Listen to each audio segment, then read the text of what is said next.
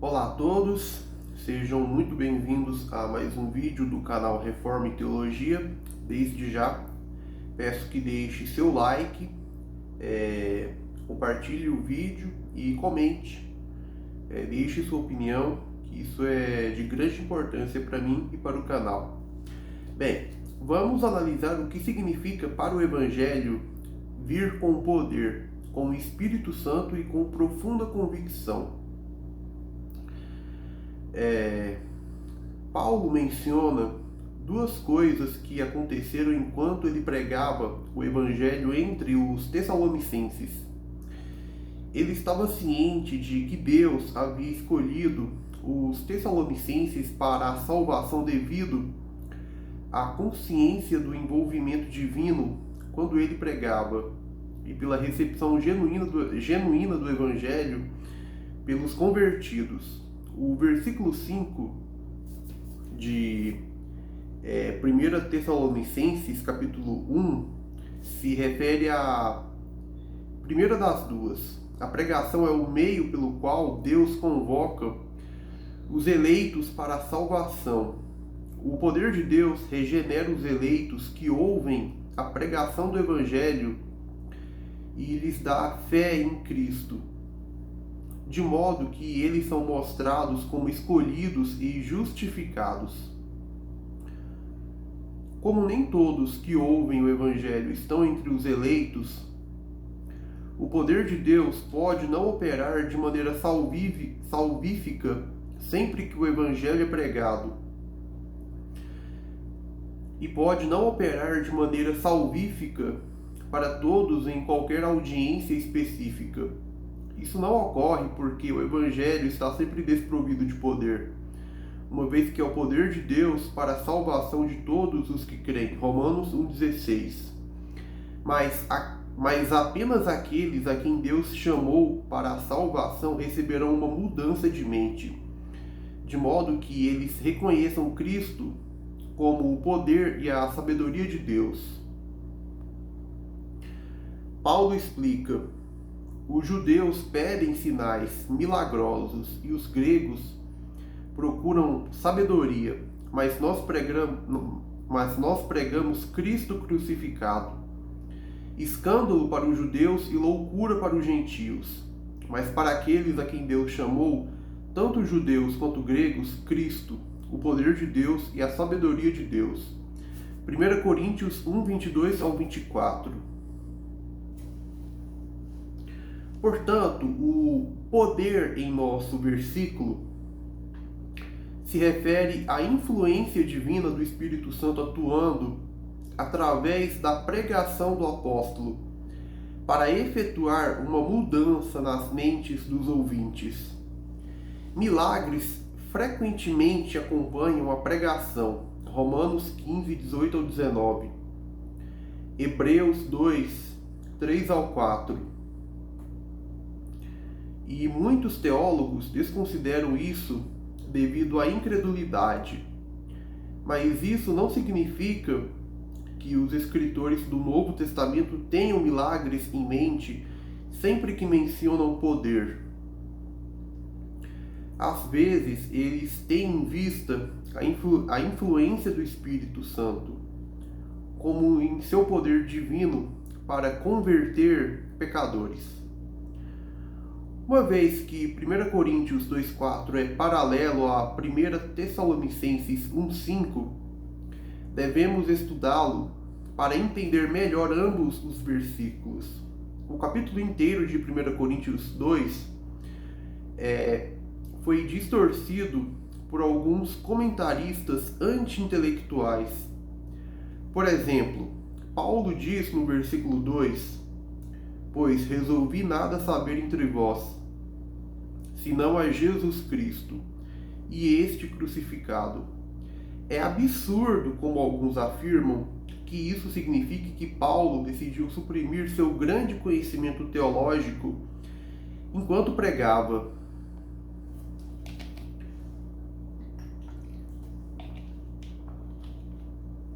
A expressão Jesus Cristo e ele crucificado designa um tema central da mensagem do Evangelho, que Cristo morreu pelos nossos pecados, segundo as Escrituras. 1 Coríntios 15, 3. Isso não restringe o conteúdo da pregação de Paulo apenas à crucificação. Como 1 Coríntios 15, 1 ao 4 indica, Paulo falou aos coríntios sobre a ressurreição de Cristo, quando pregou para eles. Então, ele não se restringiu à crucificação de Cristo. Jesus Cristo e ele crucificado, a mensagem da cruz e outras frases semelhantes são designações gerais da mensagem e visão cristã. Claro, vários aspectos do cristianismo podem receber ênfase no início, mas Paulo não pregou apenas uma mensagem simples, sem considerar o sistema abrangente de doutrinas cristãs. Ele diz que pregou toda a vontade de Deus, Atos 20, 27, para seus ouvintes. 1 Coríntios 2, 6 ao 7 também contradiz a agenda anti-intelectualista.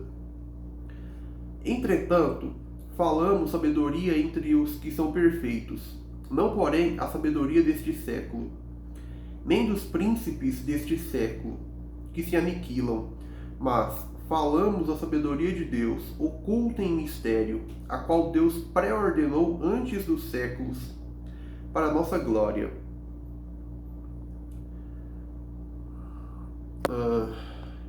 Bem,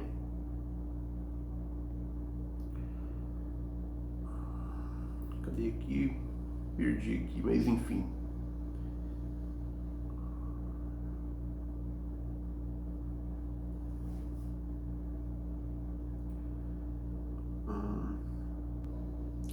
Bem, então, em 1 Coríntios 1 e 2, Paulo não diz que a mensagem cristã é de alguma forma menos intelectual ou que o evangelho não tem reivindicações de respeitabilidade intelectual. Mas sua ênfase é que o conteúdo do evangelho difere da filosofia não cristã. Ele está dizendo que o conteúdo do evangelho é superior à especulação humana. O cristianismo é mais intelectualmente rigoroso do que a filosofia secular, não menos. Não há traço de anti-intelectualismo em 2 Coríntios 11, 6. E, ainda que seja rude na palavra, não sou contudo na ciência, mas em tudo e entre todos vô-lo temos manifestado. Paulo afirma possuir revelações extraordinárias. 2 Coríntios 12, 7. E compreensão do mistério de Cristo. Efésios 3, 4.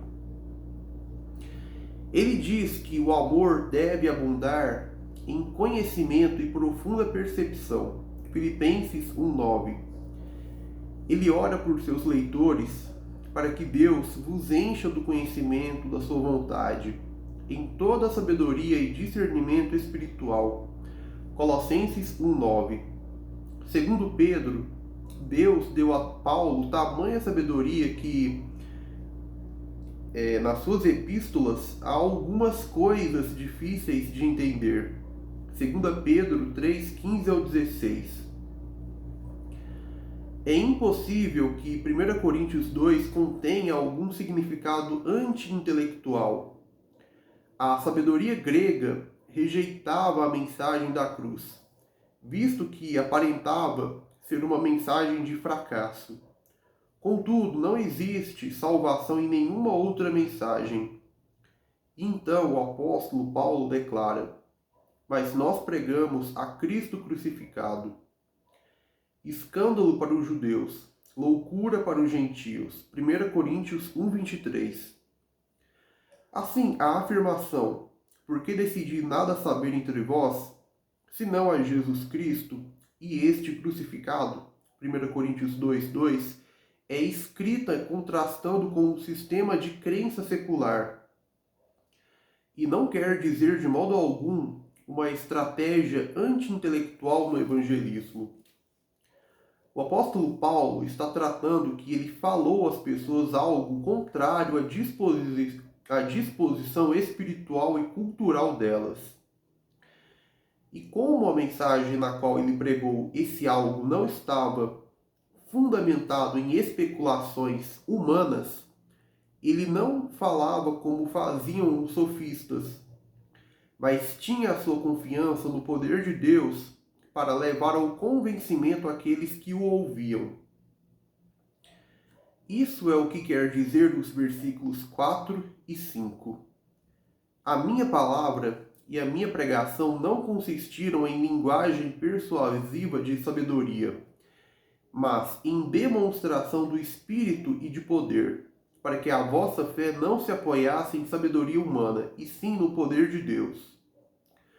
O apóstolo Paulo decide usar termos filosóficos no verso 4, dizendo que sua pregação foi confirmada, não por argumento especulativo e falacioso, mas pela demonstração do Espírito. O termo significa que há uma prova lógica, como é empregado na filosofia e na geometria. A tradução em nossa língua é adequada, visto que demonstração denota uma prova lógica, na qual uma conclusão específica é mostrada em seguida partindo de premissas específicas.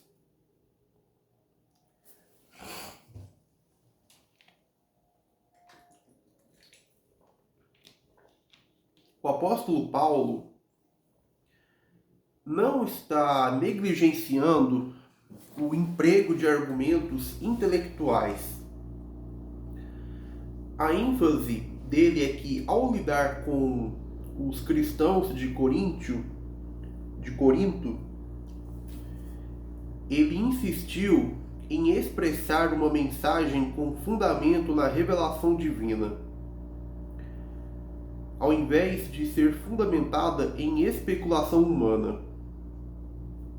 O teólogo Gordon Fee diz, abre aspas, ele deliberadamente evitou aquilo que agora os fascina, a persuasão da sabedoria. No entanto, sua pregação não careceu de persuasão.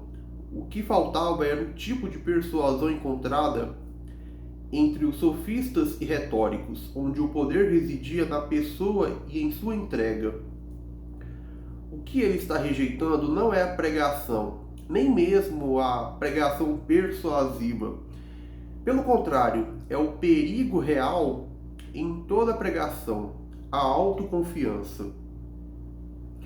Como observa Bullinger, fecha aspas, bem, continuando.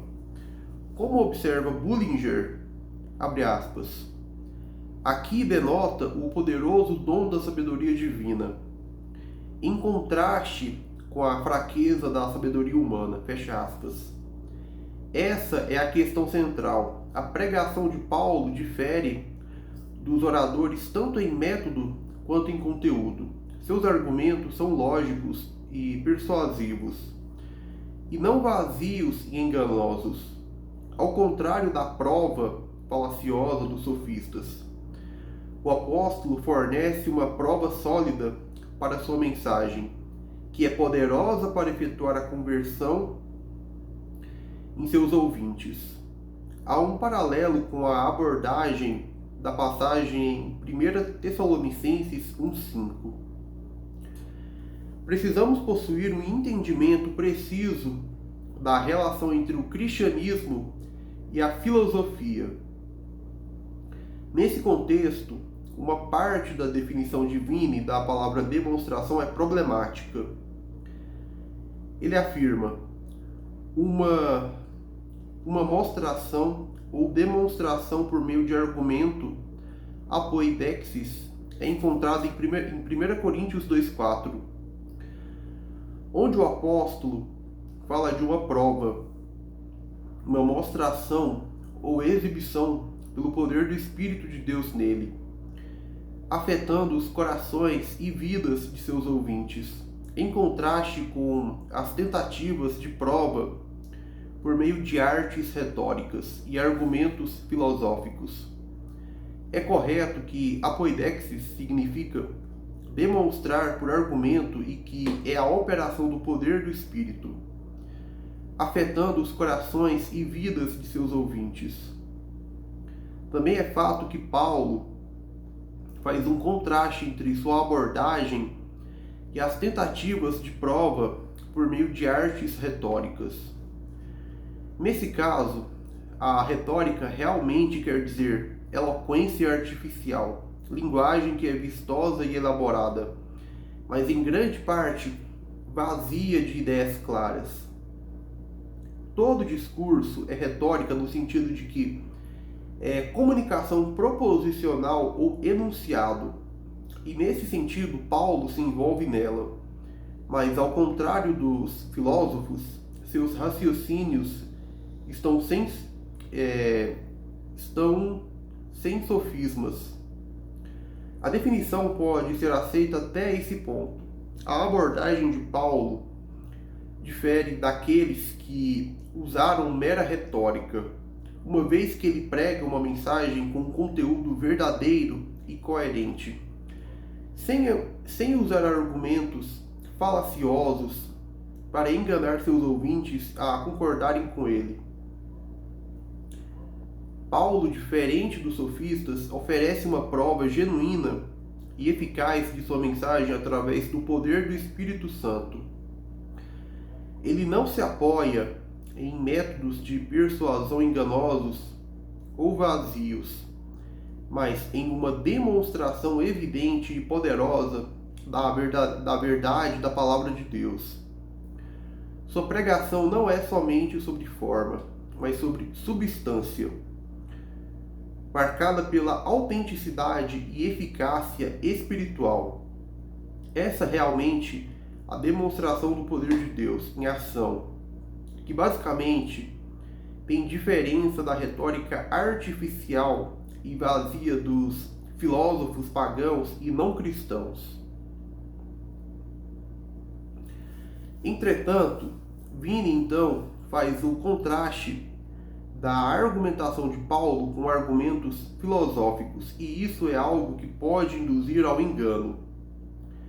Se filosofia é a teoria ou análise lógica dos princípios subjacentes ao pensamento, ao conhecimento, ao comportamento e à natureza do universo, então a religião cristã é uma filosofia.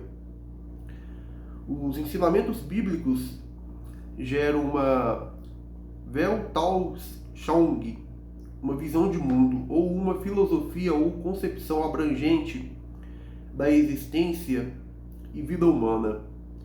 A menos que Vini esteja se referindo a sofismas quando menciona filosóficos, sua distinção entre as demonstrações de Paulo e os argumentos filosóficos não é válida. As Escrituras, de fato, lidam com questões filosóficas, utilizando argumentos filosóficos consistentes. Mas, diferentemente da filosofia humana, esses argumentos não são falaciosos ou sofísticos. Devemos comparar o cristianismo com os sofismas e não com a filosofia em si. Comparar ou contrastar o cristianismo com a filosofia de maneira geral desencoraja os cristãos a refletirem sobre questões últimas da vida e da existência.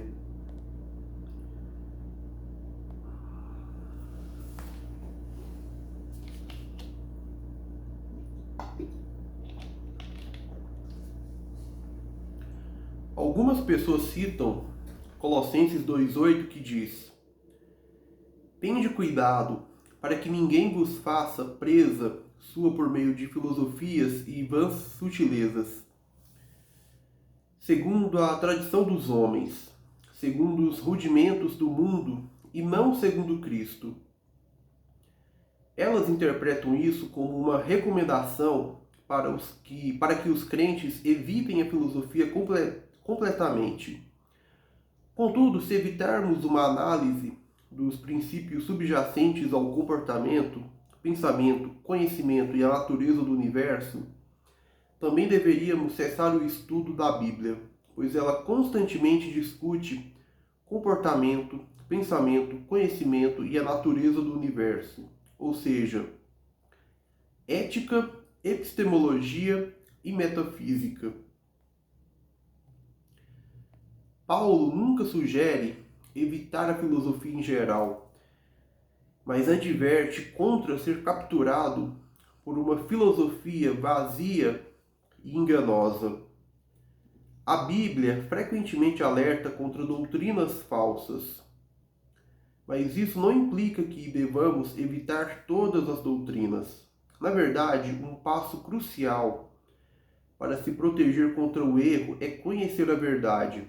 Segundo Paulo, a filosofia falsa se apoia na tradição humana e nos princípios elementares deste mundo. Ela começa de premissas equivocadas. Ao mesmo tempo, ele está praticamente chamando o cristianismo de filosofia, ao sugerir que a verdadeira filosofia se basearia em Cristo, tendo Cristo como seu princípio fundamental. Paulo nunca nos instrui a parar de refletir sobre questões fundamentais, que é a função da filosofia, mas sim a parar de pensar como os descrentes. Embora a definição do termo seja complexa, muitas pessoas estão dispostas a categorizar o cristianismo como uma religião e afirmar que o cristianismo é a única religião verdadeira, entre muitas falsas. Portanto, apenas porque devemos rejeitar religiões falsas, não significa que o cristianismo não seja uma religião em si. Mas a religião pode ser vista apropriadamente como um subconjunto da filosofia. Uma religião é apenas uma forma particular de responder às questões filosóficas. E assim como na filosofia, essas respostas se combinam para formar uma cosmovisão. Novamente, nem todas as cosmovisões são verdadeiras, e o cristão sustentará que apenas a cosmovisão bíblica é verdadeira. No entanto, todas as demais cosmovisões são falsas. Mas todas são igualmente cosmovisões. Todas são cosmovisões, mas nem todas as cosmovisões são verdadeiras ou corretas. Bem, portanto, não há motivo legítimo para negar que o cristianismo seja uma filosofia. Como um teólogo escreveu, a filosofia cristã é apenas uma teologia cristã expressa em diferentes vocabulários. Então não há realmente problema em chamar o cristianismo de filosofia. Muitas vezes se diz: o cristianismo não é uma religião ou uma filosofia, é uma vida. Isso pode soar inteligente e piedoso para algumas pessoas, mas é falso. O cristianismo é de fato uma religião e uma filosofia, e é uma que exige e produz um tipo particular de vida.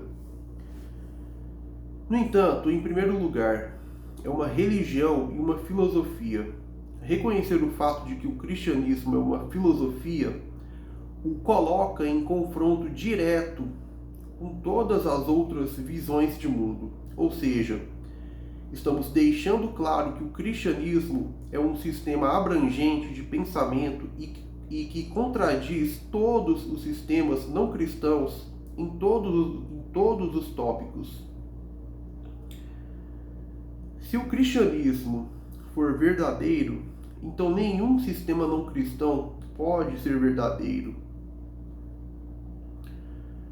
Um problema pode ser que a filosofia muitas vezes é associada à especulação fútil, mas essa é uma suposição desnecessária, já que o dicionário define filosofia como a teoria ou análise lógica dos princípios subjacentes à conduta, pensamento, conhecimento e à natureza do universo. Nem toda filosofia é má filosofia. Enquanto a filosofia não cristã consiste de fato em mera especulação, no sentido de conjectura e suposição, a filosofia cristã se baseia em premissas indubitáveis reveladas por Deus. A ESV, English Standard Version, traduz Paulo dizendo que sua pregação não foi em palavras plausíveis de sabedoria. 1 Coríntios 2,4. Agora, plausível pode significar aparentemente crível. E nesse sentido, o cristianismo evidentemente não é implausível. No entanto, as primeiras e segundas definições no Merriam-Webster são superficialmente justo, razoável ou valioso, mas frequentemente enganoso, superficialmente atraente ou persuasivo.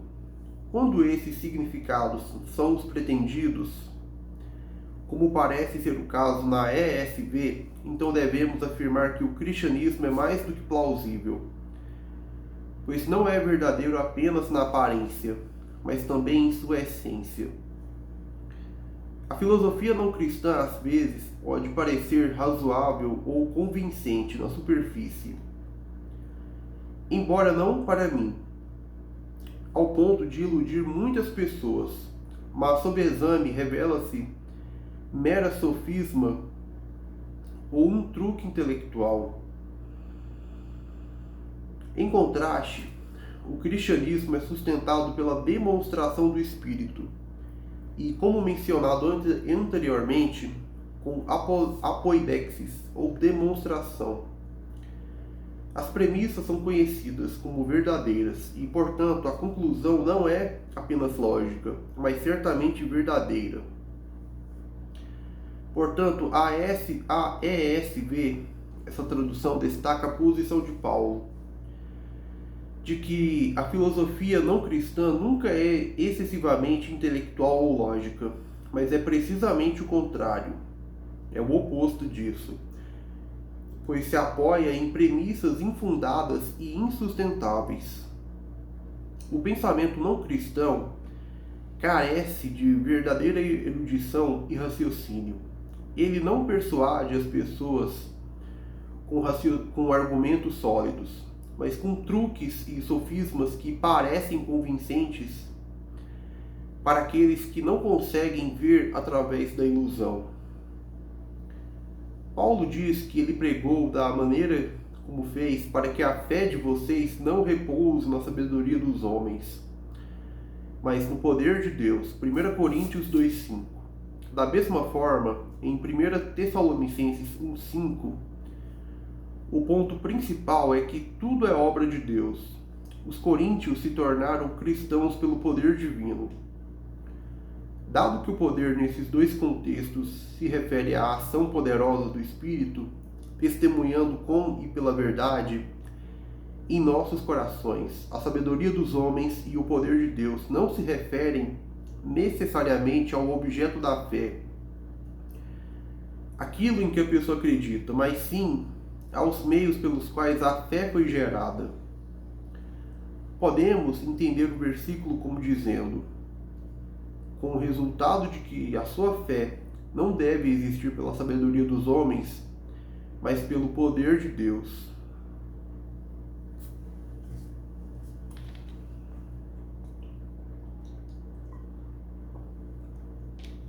Isso atinge nosso objetivo ao abordar 1 Coríntios 2, 4 ao 5 e nos remete a 1 Tessalonicenses 1, 5, que diz: Nosso Evangelho chegou até vocês não apenas com palavras, mas também com poder, com o Espírito Santo e com profunda convicção.